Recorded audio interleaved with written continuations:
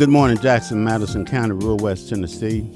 I'm Dr. James Baxter, the host of Your World, Our World. Today we're on location at what was formerly Jackson Central Mary High School, located in East Jackson. At this time, we're going to ask our co-host, Brother Morris Merriweather, if he would walk us through this segment of our show. Brother Merriweather. Thank you very much. This was one of the greatest high schools in West Tennessee. Today we stand here and this school is closing. Some of the greatest minds of all times walked through this very school. Can you name some of those great minds? Dr. Cunningham, Dr. Lewis Cunningham was one of the people who came through this school here. You had Dr. White. What about Dr. Wester Cornelius McClure? Cornelius McClure. Brenda Shaw. It goes on and on. Wilson. Al Wilson. Ed Too Tall Jones. And you keep going. You know more of them than I do. Some of the greatest people who have affected this country went through these doors. Oh, we cannot forget Attorney Nathan Pride. That's correct, who is still here in Jackson operating. Practicing law. Yes, sir. And that this school here was the place where they started their education. And today we're closing this school. This is ridiculous. This school was once Jackson Central Mary Academy of Medical Technology. And only 50 students participated in it. Why? And majority of them was white. Why? This school was to produce some of the great medical minds of its time. So why didn't it make it? Why so many It was doomed from the beginning. Why so few students attended, in your opinion? Well, a lot of the white students did not want to come on this side of the track. This is East Jackson. Was it the white students, or was it a combination of combination parents along with their It was a sons and daughters? combination of all of it. The parents didn't want them to come. They didn't want to come. And African American was not really reached upon, made aware of exactly the impact that this could have on them. And so therefore it failed because of lack of enrollment. Over $1 million was spent creating this, and then it failed from a lack of interest. So are you saying, Brother Merriweather, that Jackson Central Mary High School was doomed to fail from the beginning? It was doomed to fail. This school was closing over 20-some years ago. Let's go back more than that. In 1969 was the last year of segregation, because I was in their graduation class. The very next year, they integrated the schools. Immediately within 2 years after that, they began to segregate the school by creating a school that we'll see this morning at Madison Academic. So, ladies and gentlemen, this school was closing in 1972. Well, just for the record's sake, Brother Merriweather, when this school opened, this school was a segregated high school for Negro students. That's correct. But yet it became a flagship high school in West Tennessee, and it was a noted school all across Tennessee, because not only did they have developing young scholars, they also had a very successful athletic program, be it basketball, be it football, be it baseball. Some of the most noted coaches. Coach T.R. White was here. Yes, sir. Can you think of something? Had one of the greatest bands of all times. You know, they was mistaken that when they would travel and get off of the bus, and there would be 3 bus loads of them, they were shocked to believe that this was a band. It's like, how many schools is this? It was only one school that was having a band that was nearly 200 strong. So it just led in all areas. We had great minds that was pushing this school forward. Did you have a decathlon, an academic decathlon program? Decathlon started here. Yes, sir. It was an honor program that started here on this campus and was taken from this campus and put on a campus that was a predominant white school. It was taken from them. Brother Morris Merriweather, walk us through the building. Well, let me say this before we walk through. I find it ridiculous that we have respectful, responsible, resourceful. This was created by one of the greatest principals, Miss Virginia Stackham Crump. But now it's 2016. It's May the 18th. There's no respect. There's no responsibility because the school has been allowed to deteriorate. And resourceful, that is one of the reasons that the school is closing, because they withdrew the resources. So we need to go inside and just talk. Now that we're on the inside of what was formerly Jackson Central Mary High School. What comes to your mind as we look around the walls, as we begin our tour through the building? What comes to your mind? Once upon a time, this was the medical academy. The great minds could went out in the medical field all over this country.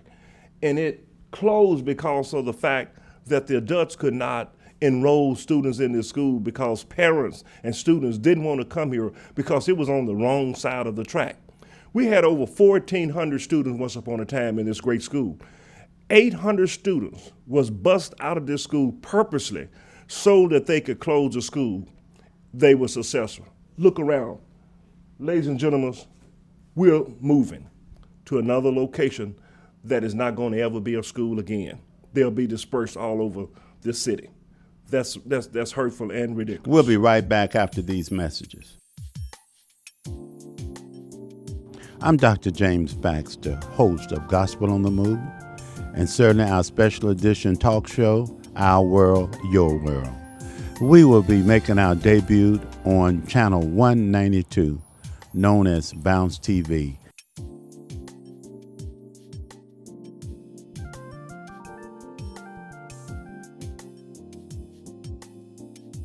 Good morning. We're on the campus of what was formerly Jackson Central Mary High School.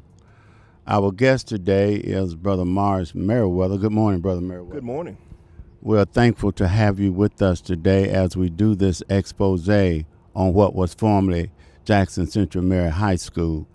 As I look at this campus, and I'm sure you will agree, just looking at what was the windows, we see the tile above the window. We see years of neglect.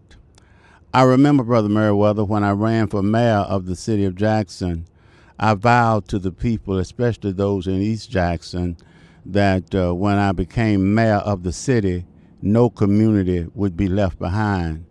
I expressed to the city that we are one, whether we live in North Jackson, South Jackson, East Jackson, West Jackson.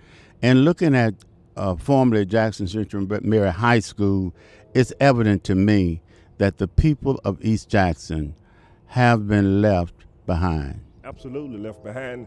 And what blows my mind is, my question is, where was the leadership of this city to allow a vibrant school to deteriorate to this point? It looks as if we're over in Baghdad. We're over in a foreign country where there's a war zone. It looks as if a bomb went off and blew out the tiles to the school. And just to think that less than 72 hours ago, this school just closed. And people were thinking that it was closed before that. It just closed last week. Brother Merriweather, there is a saying that goes something like this from a historical perspective. The more things change, the more they remain the same. The only one who will save us is us. We have a fiduciary responsibility to demand that we be treated fairly, to demand that our sons and daughters are educated and are the recipients of a quality education and not a second-class education. What has happened here is surely a tragedy. It's surely a tragedy to the people of East Jackson. Absolutely. And to think that we are allowing it to happen, that's sadder than that. Well, let me raise a question, Brother Merriweather. Where are the preachers, the pastors? Where is the NAACP? What's the conversation now that this school has closed with our various leaders in this community? I think the phrase that I would probably say is, I can't believe they closing the school. They, as if they don't live here in this city, and we live here and we have no control. Our taxpayers are us. We pay for them to close our school and bar our students and send them all over the district. During the course of this summer, our children won't know which school they'll be going to the last moment. And we sit here saying that we truly are Christians, that we're citizens of this city, and we're allowing just a few people, the good old boys, the so-called leaders, to take a school that has helped so many of our people. And we're not just talking about black. We had Mexican, Puerto Ricans, every nationality was attending school here. And it was a thriving school. It was a thriving school. And now it's closed and our students will have to go to various parts of the city. Why is it that we are the only one? Every time that there's a negative reaction to something, it affects us. We're the one that's going to have to be going to another school, not the other students.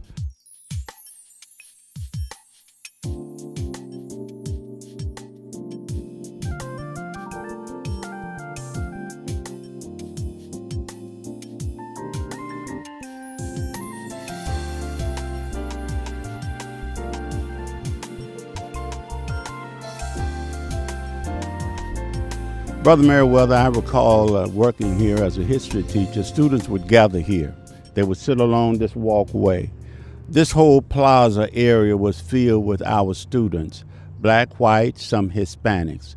And I just believe they gathered here in what was called aspiration, but I believe that they were becoming more and more inspired as they gathered here discussing their future plans, their hopes, their dreams. They became inspired in this area of our campus.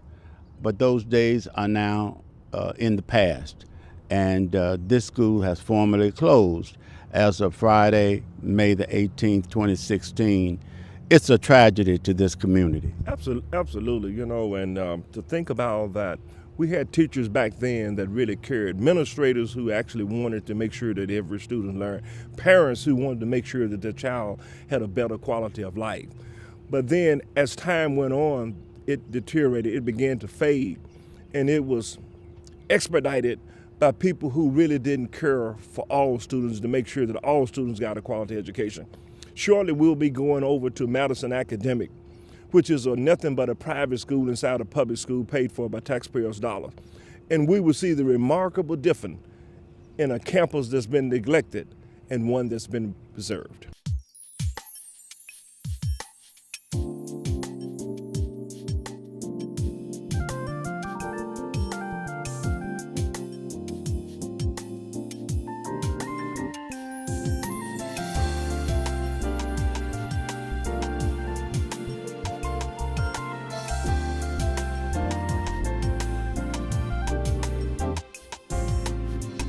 How are these two schools different in terms of the facilities, the buildings between these two schools? It's different in the clientele, the students who attend school here. This clientele caters to honor students, the decathlon, students of middle class and up that are going into the world to make a real difference. The students on the East Campus are of the Blacks persuasion, and they're not thought of as going into the world to make a difference when we both know that that's not true. Our students are just as important as any student make a greater contribution, if not the same type contribution as students at this school. In fact, if you wanted to go here, you can't just walk in and enroll. You got to go through a lottery system. They got to figure out what students are going to come here. How do we know that the lottery favors our kids as well as they do their students? So some great minds, some wicked minds, put together Madison Academic. They have won the decathlon 13 consecutive years. While this school have received federal dollars because the state was about to take it over, the state has never thought about taking this school because this is one of the best schools in the country. Madison Academic is recognized on the global scale, on the national scale, as one of the best schools, high schools in the country. Well, the school that we're closing is one of the most ineffective schools because they allowed it to happen. And we allowed it as a community, and in particular the African American community, allowed our taxpayers' dollars to be thrown down the drain, but to be pulled out of the drain and spent here at Madison Academy. Brother Meriwether, the more things change, the more they remain the same. I couldn't have said it any better. We'll be back after these messages.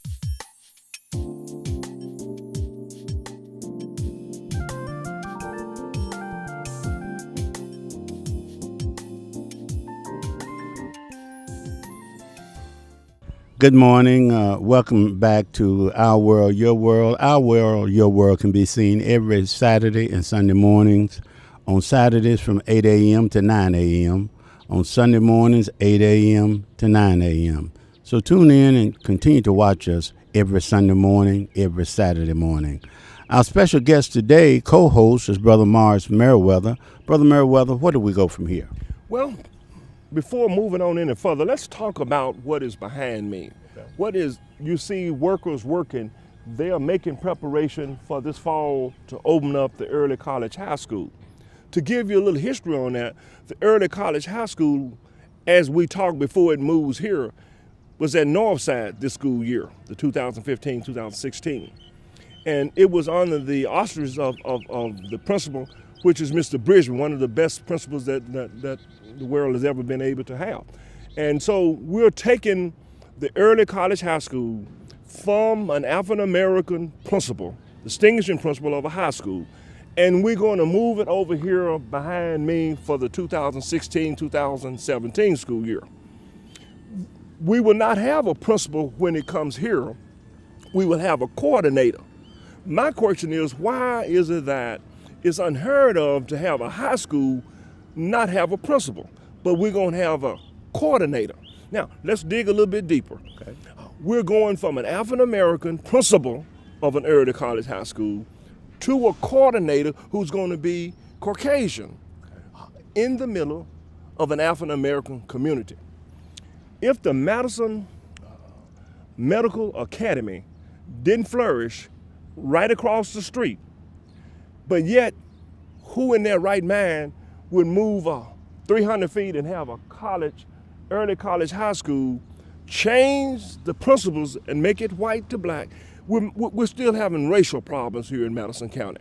So somewhere along the line, we have coming up the NAACP banquet.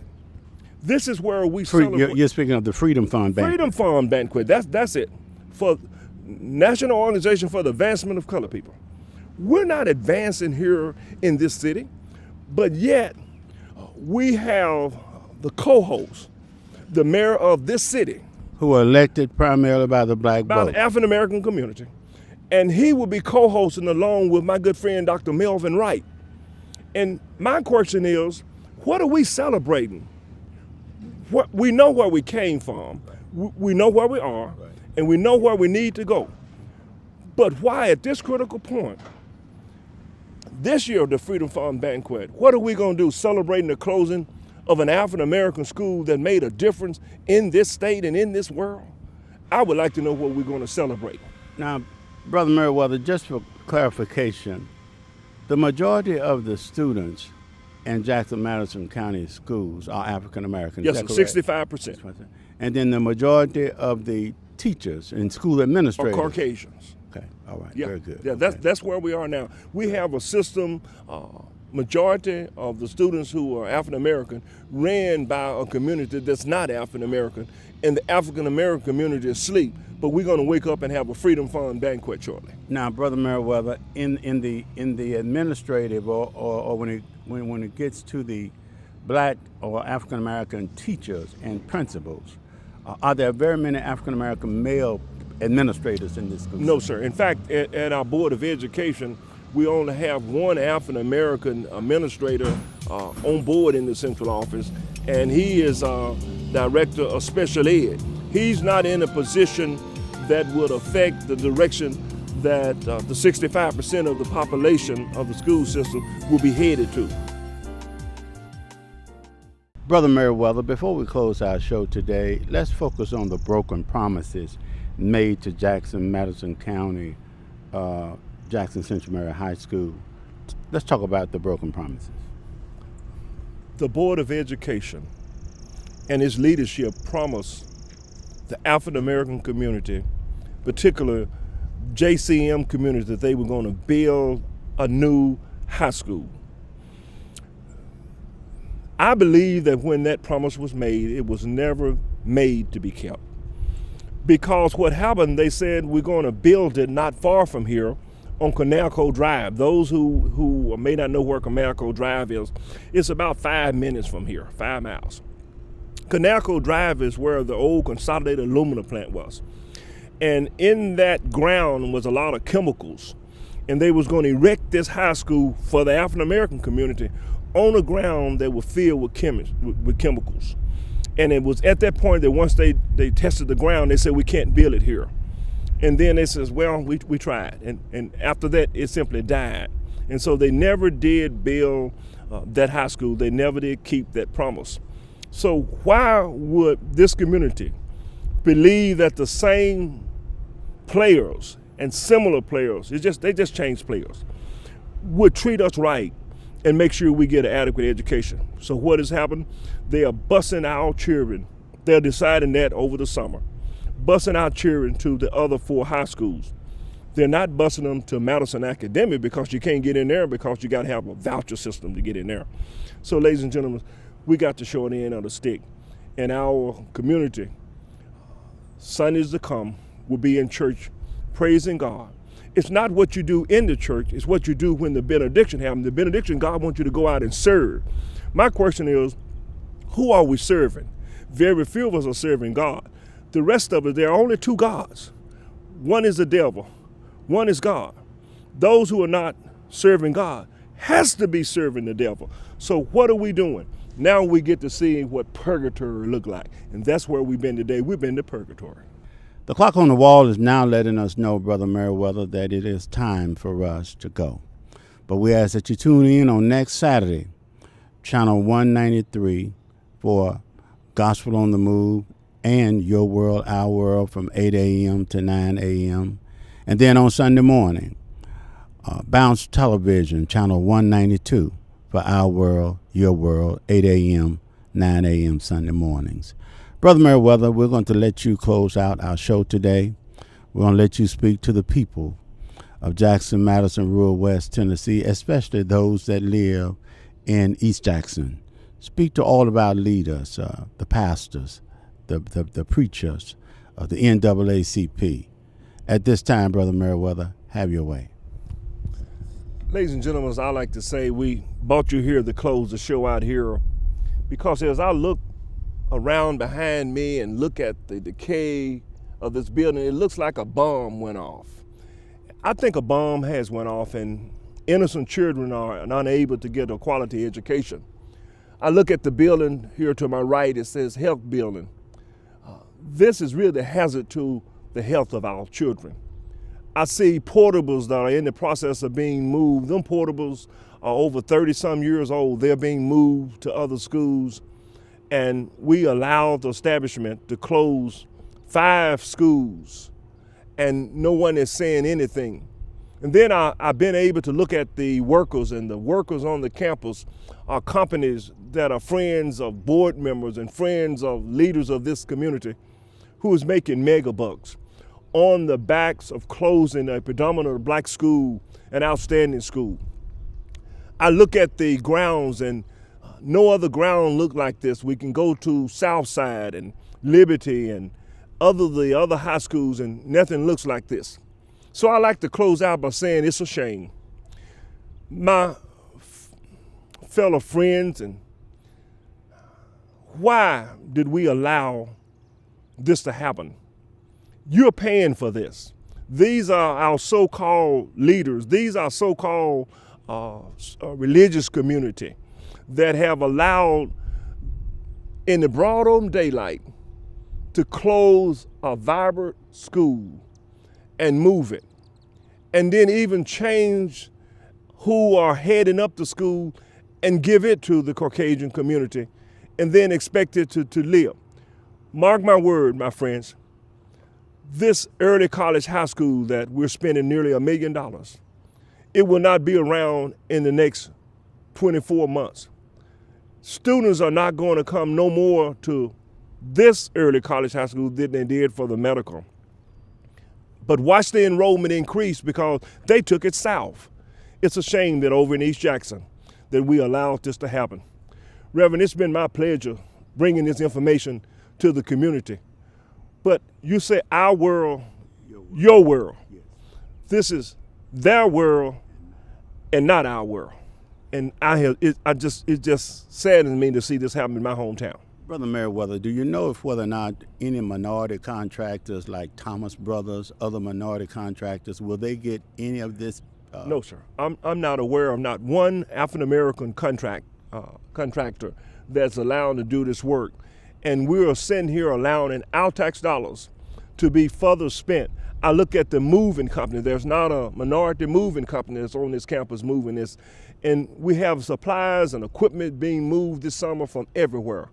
And yet we have African-American board members. We got black attorneys here in the city. We got our leaders. We got our fraternities, our sororities. And we're picketing and saying, save our schools, save our schools. How are we saving our school and we losing our school? That doesn't even make any sense. So it's been my pleasure serving as the co-host with you today, and I look forward to continue the struggle of bringing the facts about public education, because we can't afford to allow this to happen. That concludes our show for today. May God bless you. May he forever keep you is our prayer.